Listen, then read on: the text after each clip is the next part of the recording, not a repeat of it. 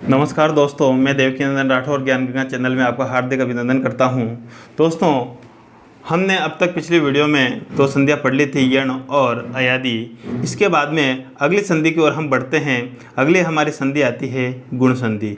गुण संधि पढ़ने से पहले मैं आपसे एक बात ये कहना चाहूँगा दोस्तों, कि यदि अब तक आपने मेरे चैनल को सब्सक्राइब नहीं किया तो सब्सक्राइब कीजिए, लाइक कीजिए, शेयर कीजिए और ज़्यादा से ज़्यादा उन व्यक्तियों के पास पहुंचाने की कोशिश कीजिए जो रीट की तैयारी कर रहे हैं या जिनके लिए महत्वपूर्ण टॉपिक है। तो दोस्तों, हम बढ़ते हैं अपनी अगली नई संधि की ओर। उस संधि का नाम है गुण संधि। दोस्तों, गुण संधि जो है, इस गुण संधि को पढ़ने से पहले मैं आपको गुण किसे कहते हैं इसका एक सूत्र आता है अपना, गुण संज्ञा विधायक सूत्र। तो वह सूत्र है अपना अदेंग गुण।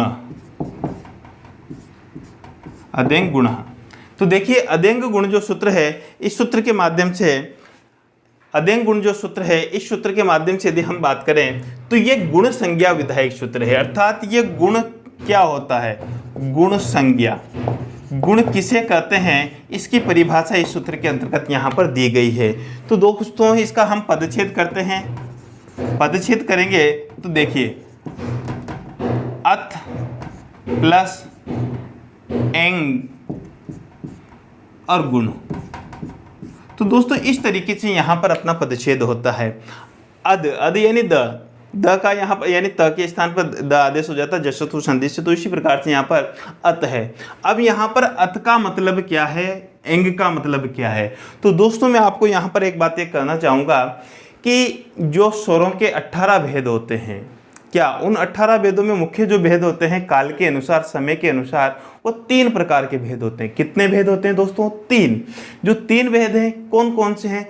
ह्रस्व, दीर्घ, प्लुत। इन तीनों भेदों में यदि किसी ह्रस्व, दीर्घ और प्लुत के पीछे त लगा दिया जाए, क्या लगा दिया जाए? त लगा दिया जाए, तो वह उसके केवल 6 भेदों को ही इंगित करता है। तो यहाँ पर ह्रस्व जो अ है, इस के बाद त लगा हुआ है। अर्थात इसका मतलब यह है कि इस अत का मतलब ह्रस्व अ, उसके बाद एंग।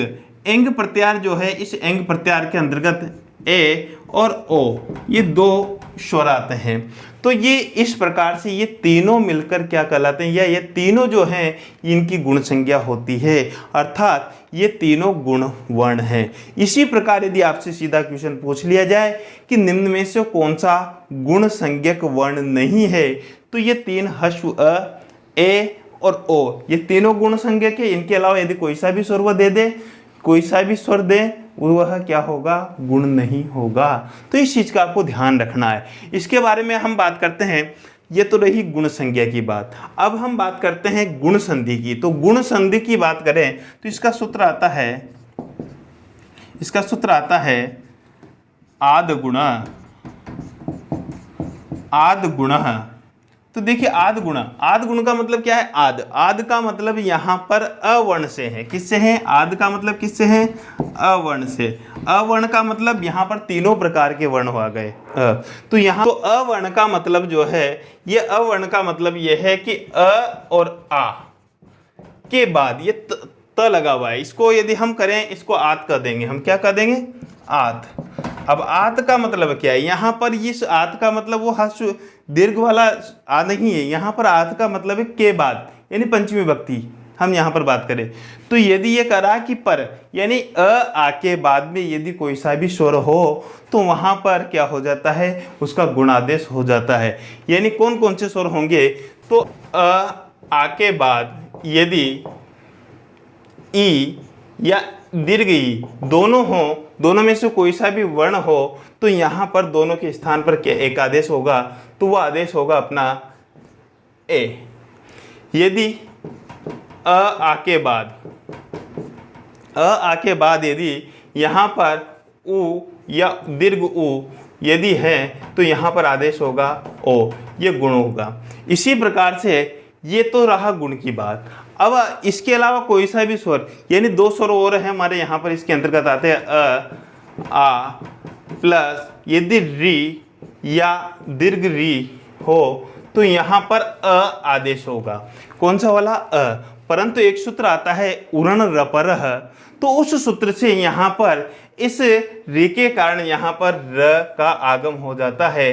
तो इस प्रकार से यहाँ पर अर बनता है। उसी प्रकार से हमारा चौथा जो है अ या आ के बाद लिरी हो, यहाँ पर अल हो जाता है, यानी आएगा तो अ क्या, परंतु यहाँ पर लिरी होने के कारण उरण रपर सूत्र से यहाँ पर र ल आ जाएगा।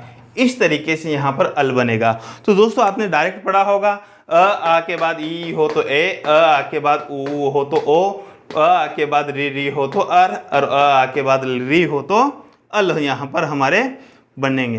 तो इस तरीके से ये हमारा गुण आदेश होगा, अर्थात ये हमारी गुण संधि है। दोस्तों आपको केवल इतना सा याद रखना है। इसके बाद में हम उदाहरणों की बात करते हैं। कुछ उदाहरण यहाँ पर मैं आपको दूंगा, इन उदाहरणों से हम बात करें तो देखिए, गण प्लस ईश, यहाँ पर अ है, यहाँ पर ई है। तो दोस्तों मैं आपको एक चीज बताना चाहूंगा, इससे पहले जो दो संधियां हमने पढ़ी थी यण और अयादि, उनमें तो एक वर्ण के स्थान पर एक वर्ण आदेश होता था। अब देखिए मैं आपको एक छोटी सी बात बताता हूँ, एक छोटी सी कहानी के माध्यम से हम बात करें। आदेश, आदेश में आपको बार बार कह रहा हूँ कि आदेश होगा। आदेश का मतलब क्या होता है? आदेश एक होता है आगम। वैसे इस पर मुझे पहले चर्चा करनी थी, परंतु अभी जैसे याद आया तो मैं आपको बताता हूं कि आदेश और आगम क्या है। संधियों में दो कार्य मुख्य रूप से होते हैं, आगम और आदेश। तो आगम क्या होता है, आदेश क्या होता है? आदेश हमेशा शत्रु होता है और आगम हमेशा मित्र होता है। आगम का मतलब क्या सा, एक उदाहरण के माध्यम से मैं बताता हूं। जैसे आप क्लास में बैठे हैं, क्या एक सीट पर बैठने की जगह दो की है, परंतु आपका मित्र आ जाता है। आपका मित्र आते ही आप थोड़ी सी उसके लिए जगह देंगे, यानी मित्र आया है, मित्रवत व्यवहार आप उसके साथ करेंगे। वह आप दोनों के बीच में आकर बैठ जाता है, अर्थात आप दोनों के बीच में, आपके साइड में आकर बैठ जाता है, उसको जगह मिल जाती है और बिना आपको हानि पहुंचाए वह अपने स्थान पर वहां पर बैठ जाता है, तो वह कहलाएगा आगम। उसी प्रकार अब देखिए आदेश की बात करें। आदेश का मतलब क्या होता है? आदेश का मतलब यह होता है कि आप दो वाली बेंच पर दो जने बैठे हुए हैं। एक व्यक्ति आया, उसने किसी एक को उठाया और उठा के एक तरफ पटका और वह बैठ गया, अर्थात ये व्यवहार कैसा हुआ? शत्रु के समान, शत्रुवत हुआ, इसलिए वह क्या कहलाया? शत्रुवत, और वही आदेश कहलाएगा। अब देखिए वो ज़्यादा शक्तिशाली है तो दोनों व्यक्तियों को उठा के फेंक सकता है। एक को उठा के फेंक दिया, दो को उठा के फेंक दिया। यदि एक को उठाकर फेंकता है, एक को हटाकर दूसरा वर्ण आ जाता है, तो वह एक आदेश होगा, वहां पर वह क्या कहलाएगा? आदेश कहलाएगा। और उसी प्रकार यदि एक के स्थान पर एक आदेश होगा तो वह भी एक होगा, और एक दो के वर्ण के स्थान पर एक आदेश होगा। तो यहाँ पर गुण एक आदेश होता है, अर्थात दो के स्थान पर एक आदेश होता है। तो हम देखें यहाँ पर अण में क्या है? ई में ई, दोनों को मिलाकर क्या हो जाएगा? ए। मिला यहाँ पर अलग अलग करेंगे तो गण प्लस ए प्लस श। अब देखिए यहाँ पर एक विशेष बात, वह इसलिए बताया मैंने आपको, यहाँ पर पीछे वाले वर्ण को भी हमें हटाना होगा, क्योंकि दो वर्णों के स्थान पर एक वर्ण आदेश हो रहा है। हमने वहाँ पर यण संधि में या अयादि संधि में एक वर्ण के स्थान पर एक वर्ण समूह वहाँ पर निर्धारित किया था, आदेश किया था, परंतु यहाँ पर दो वर्णों के स्थान पर एक वर्ण आदेश हो रहा है। तो यहाँ पर गण प्लस ए प्लस स मिलाएंगे तो क्या बनेगा? गणेश। इसी प्रकार से और देखें, हम बात करें पर प्लस उपकार। यहाँ पर क्या है? अ, यहाँ पर क्या है? उ, दोनों मिलाकर क्या हो गए? ओ। तो देखिए यहाँ पर बचेगा पर, फिर ओ प्लस ओ, क्या बचेगा? पकार। तो देखिए मिलाएंगे तो परोपकार। इस प्रकार से र में ओ की मात्रा यहाँ पर लग जाएगी।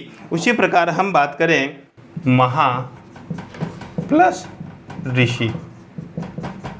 यहाँ पर आ है, फिर यहाँ पर री है, दोनों के स्थान पर क्या हो गया?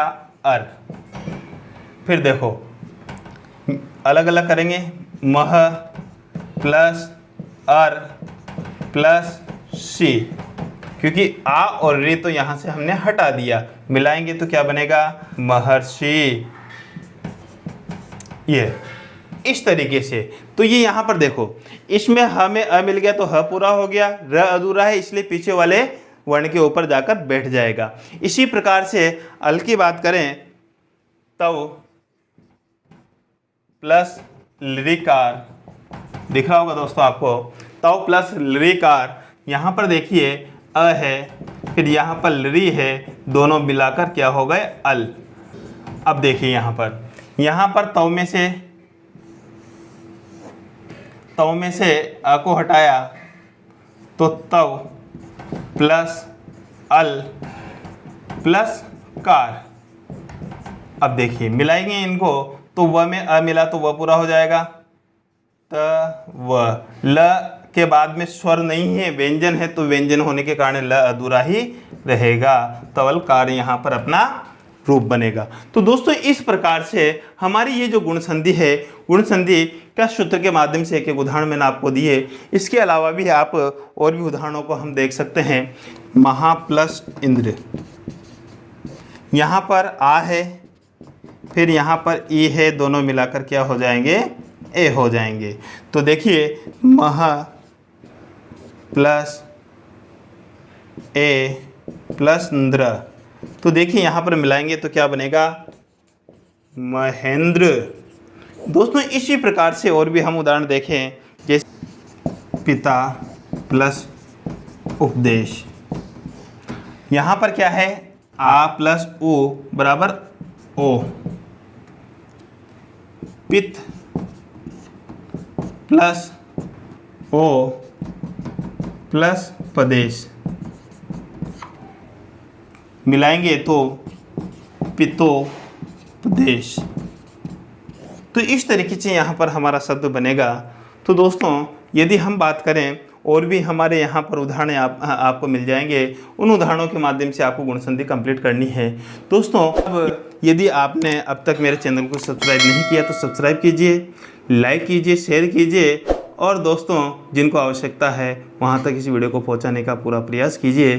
दोस्तों अब मिलते हैं अगले वीडियो में अगली संधि के साथ। धन्यवाद।